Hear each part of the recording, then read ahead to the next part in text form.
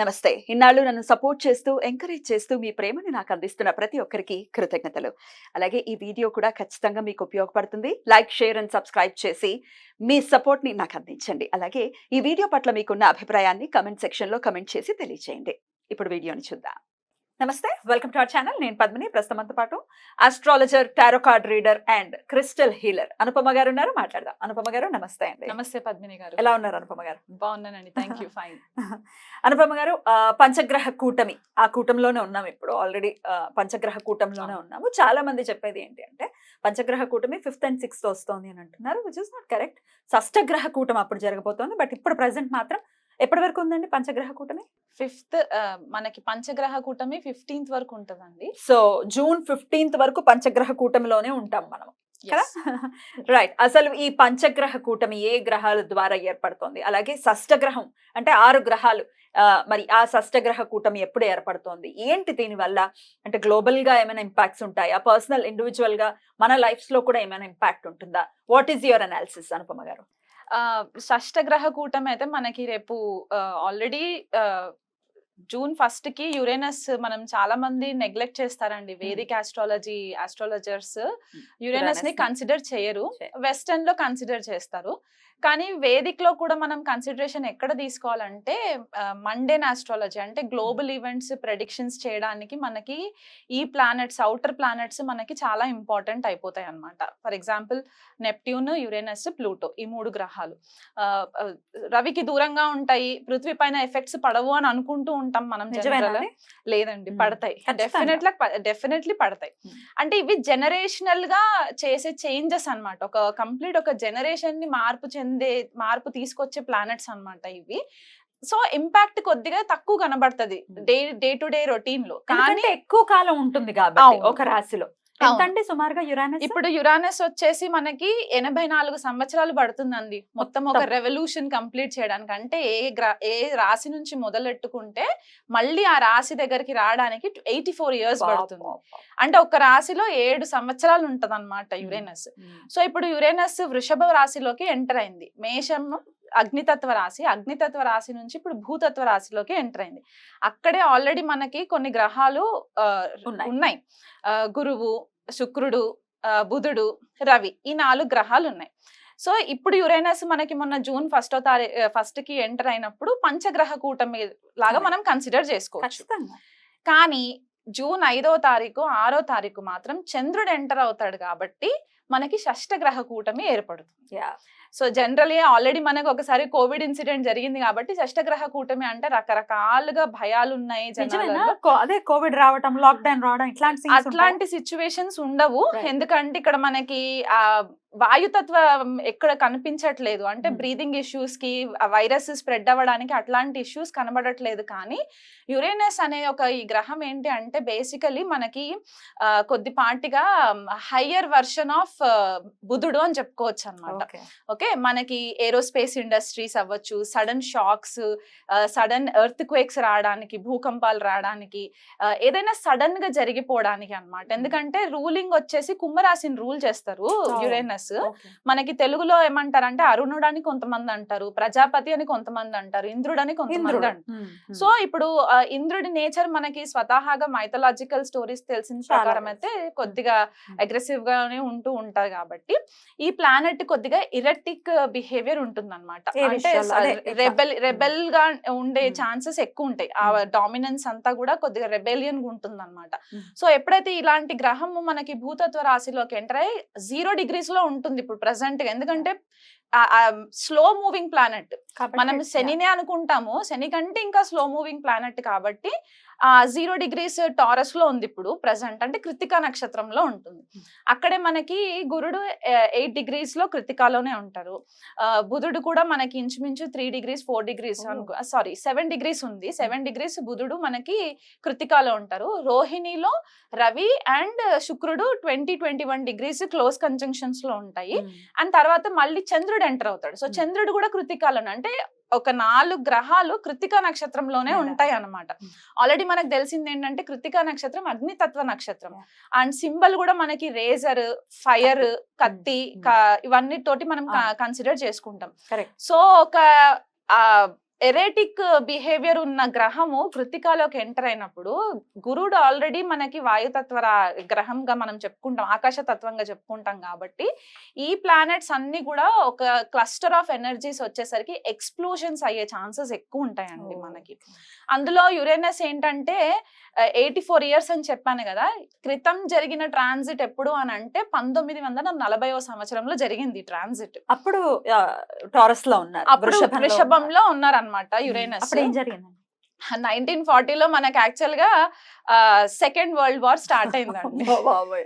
Second world war start అయింది. ప్రేక్షకులు కావాలంటే వెరిఫై చేసుకోవచ్చు మన టైమ్ లైన్స్. సో 1939 అంటే ఆల్మోస్ట్ మేషరాశిలో నుంచి లీవ్ అయ్యి టారస్ లోకి ఎంటర్ అయ్యే టైం కంటే సెప్టెంబర్ 1939లో 1939వ సంవత్సరంలో మనకి సెకండ్ వరల్డ్ వార్ స్టార్ట్ అయ్యి అదొక 7 సంవత్సరాలు కంటిన్యూ అయ్యింది అనమాట. సో 46 వరకు మనకి అది కంటిన్యూయేషన్ లోకి వచ్చి అప్పుడు మనకి సెకండ్ వరల్డ్ వార్ మొత్తము ఒక పీస్ లెవెల్లోకి వచ్చింది. సో ఆ దేశాల పైన యుద్ధాలు జరగడం, రకరకాల ఇష్యూస్ మనం ఫేస్ చేసాము, ఫైర్ ఎక్స్ప్లోషన్స్ ఇట్లాంటివన్నీ చూసాం. సో ఇప్పుడు కూడా ఇంచుమించు వార్ వస్తుందా అంటే నేను 100% వార్ వస్తుంది రావాలని ఏం లేదు, వరల్డ్ వైడ్ గా ఎక్కడైనా వరల్డ్ వైడ్ గా ఎక్కడ. ఇప్పుడు ఓన్లీ మన ఇండియాకే జరగాలని లేదు కదా, గ్లోబల్ గా ఎక్కడైనా జరగచ్చు. ఇప్పుడు యుక్రెయిన్ లో ఆల్రెడీ ఎట్లాంటి వాతావరణం ఉందో మనకు తెలుసు. సో ఇది ఇంకొంచెం ఎన్హాన్స్ చేస్తుందని అనుకోవచ్చా ఈ గ్రహ కూటమి? అవునండి, అవుతుంది. యుఎస్ తోటి కూడా కొద్దిగా ఇష్యూస్ రావడము, యుఎస్ రష్యా యుక్రెయిన్ కి ఇష్యూస్ రావడము, మళ్ళీ ఇప్పుడు మనకి ఇక్కడ అరబ్ కంట్రీస్ లో కూడా మనకి కొద్దిపాటిగా ఇష్యూస్ రావడము, ఇండియా వైపు కూడా మనకి ఇప్పుడు ఇండియా ప్రకారం తీసుకుంటే మన భారతదేశ ఇండిపెండెన్స్ వచ్చిన చార్ట్ ప్రకారం చూసుకుంటే గనక మనది వృషభ లగ్నం అవుతుంది. సో లగ్నంలోనే మనకి షష్టగ్రహ కూటమి అనేది ఏర్పడుతుంది. ఈ రిజల్ట్ మనకి ఆ రోజే కనిపిస్తుందా అంటే ఆ రోజు కనిపించక్కర్లేదు. ఇది ఒక ప్రాసెస్, స్లో మూవింగ్ ప్రాసెస్ కాబట్టి it will take some time అన్నమాట. ఆ మొత్తం ఎనర్జీస్ అంతా కల్మినేట్ అయ్యి మనకు ఒక ఎండ్ రిజల్ట్ రావడానికి.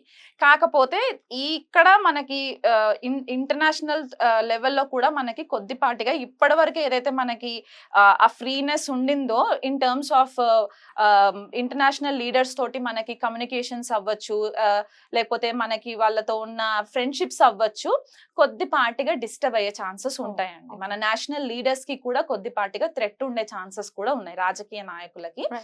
అండ్ మనకి ఇంకొకటి ఏంటి అంటే ఇప్పుడు ఇండియా చార్ట్ అని చెప్పేసి అనుకున్నాం కాబట్టి మనకి నార్త్ లో ఎక్కువ ఇది చూసుకుంటే భూకంపాలు వచ్చే ఛాన్సెస్ మనకి నార్త్ లో ఎక్కువ కనబడుతూ ఉంటాయి.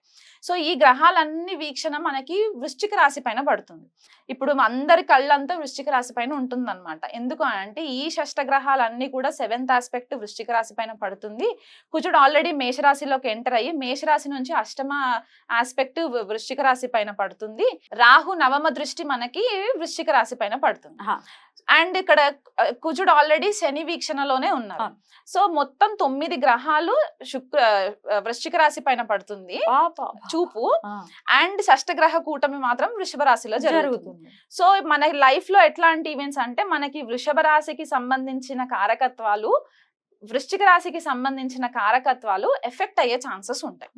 సో మనకి నార్త్ ఇండియాలో భూకంపాలు వచ్చే సంఘటనలు, సౌత్ ఇండియాకి వచ్చేసరికి ఎస్పెషల్లీ తెలుగు రాష్ట్రాలు, తమిళనాడు, కర్ణాటక, కేరళ ఇటువైపు ఫ్లడ్స్ వచ్చే ఛాన్సెస్ ఎక్కువ ఉంటాయి. వర్షాలు, సునామీస్, సైక్లోన్ ఎఫెక్ట్స్, దానివల్ల కొద్దిగా జన నష్టము. అండ్ మనకి ఇంకొకటి ఏంటంటే మనకి టారస్ వృషభ రాశి మనకి అగ్రికల్చర్ కి కూడా సంబంధించింది. అంటే పంటలు, పాడి పంటలు ఇవన్నిటికీ కూడా మనకి ఫుడ్ రిసోర్సెస్ కాబట్టి అక్కడ పంట నష్టం కొద్దిగా జరగడం, వర్షాల వల్ల, బీభత్సమైన వర్షాల వల్ల కొద్దిగా పంట నష్టం జరగడము. అండ్ టారస్ మనకి ఫైనాన్షియల్ రిజర్వ్స్ కూడా కదా. సో ఫైనాన్షియల్ గా కూడా మనకి కొద్దిపాటిగా డిస్టర్బెన్సెస్ రావడము, సడన్ చేంజెస్ రావడము, గ్లోబల్ అంటే మనకి ఇంటర్నేషనల్ లెవెల్ అండ్ మనకి నేషనల్ లెవెల్లో కూడా ఫైనాన్షియల్ రీస్ట్రక్చరింగ్ జరిగే ఛాన్సెస్ ఈ షష్టగ్రహ కూటమి ఎఫెక్ట్స్ వల్ల జరిగే ఛాన్సెస్ ఉన్నాయి. అండ్ అది కాకుండా స్పెసిఫిక్ గా ఇది ఎవరికి ఎక్కువ వర్తిస్తుంది అంటే ఇండివిజువల్ హారోస్కోప్స్ లో కూడా సడన్ గా ఫైనాన్షియల్ రిసెంట్మెంట్ రావడము. అండ్ ఇంకొకటి ఏంటి అంటే స్టాక్స్ లో ఇన్వెస్ట్మెంట్స్ చేస్తూ ఉంటారు కొంతమంది. స్టాక్స్ లో సడన్ గా లాసెస్ ఫేస్ చేయడము, ఒక కన్ఫ్యూజన్ కైండ్ ఆఫ్ ఎనర్జీస్ మనకి కనబడతాయండి ఈ Okay. షష్టగ్రహ కూటమి ఎఫెక్ట్స్ వల్ల. ఎన్నాళ్ళు ఉండొచ్చు ఈ ఇంపాక్ట్స్ అంతా కూడా? ఈ షష్టగ్రహ కూటమి అయితే మనకి 2 రోజులు ఉంటుంది. ఉంటుంది. జూన్ పంచగ్రహం 5. అయితే? పంచగ్రహం అయితే మనకి జూలై 15వ తారీఖు వరకు ఉంటుంది. అంటే రవి మనకి వృషభ రాశిలో నుంచి మిథునంలోకి వచ్చేయాలి. తర్వాత శుక్రుడు కూడా మిథునంలోకి వచ్చేస్తారు. అప్పుడు బుధుడు కూడా వచ్చేస్తాడు కాబట్టి ఇంకా లాస్ట్ మిగిలిన గ్రహాలు ఏంటి అంటే గురుడు అండ్ యురేనస్ 2 కలిసి ఉంటాయి కాబట్టి ఇది మనకి long lasting effect. Next year కి మనకి కొద్దిపాటిగా డిస్టర్బెన్సెస్ ఇంకెక్కువ విట్నెస్ చేయడానికి ఉంటదండి. అది మనకి మండేన్ లెవెల్లో చెప్పుకునే అంశాలు అన్నమాట ఇవి. ఇండిపెండెన్స్ కి ఒకసారి చెప్పండి, ఏ రాశి వాళ్ళకి ఎలా ఉంటుంది అనేది ఒకసారి చెప్పండి. ఒకవేళ నెగటివ్ ఇంపాక్ట్స్ గనుక ఉంటే వాళ్ళు ఏం చేసుకోవచ్చు ఈ ఇంపాక్ట్ నుంచి బయటపడటానికి అనేది కూడా ఒక్కసారి. ఇక తులారాశి వారికి ఎలా ఉండబోతుందండి? తులారాశి వాళ్ళకి అష్టమంలో జరుగుతుంది Yeah. కదా ట్రాన్సిట్. లగ్నాధిపతి కూడా అష్టమంలోనే ఉండడము వీళ్ళకి కొద్దిపాటిగా హెల్త్ కి సంబంధించి ఇష్యూస్ వస్తాయండి. డ్రైవింగ్ చేసేటప్పుడు కొద్దిగా కేర్ఫుల్ గా ఉండాలి. ఫీమేల్స్ అయితే మట్టుకు ఎక్కువ మెంటల్ స్ట్రెస్ తీసుకోకుండా ఉండడం చాలా మంచిది. ఆరోగ్యరీత్యా సైకలాజికల్ ఇష్యూస్ కొద్దిగా వచ్చే ఛాన్సెస్ ఉన్నాయి. ఫిజికల్ గా ఆల్రెడీ హెల్త్ ఇష్యూస్ ఏమైనా ఉంటే గనక అస్సలు నెగ్లెక్ట్ చేయకూడదు. ఓకే, వెంటనే డాక్టర్ ని సంప్రదించడానికి ట్రై చేయండి.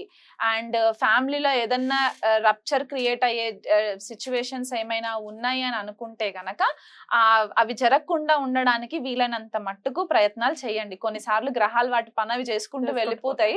మన కంట్రోల్లో మనం కొద్దిపాటిగా ఉండాలి. ఎందుకంటే 7 years వరకు ఉంటుంది యురేనస్ కాబట్టి దాని ఎఫెక్ట్స్ మనకి కొద్దిపాటిగా ఉంటాయి కాబట్టి ఎప్పుడు సడన్ గా ఏ ఇష్యూ వస్తుందో తెలీదు. సో డ్రైవింగ్ విషయంలో మాత్రం చాలా కేర్ఫుల్ ఉండాలండి తులారాశి వాళ్ళు.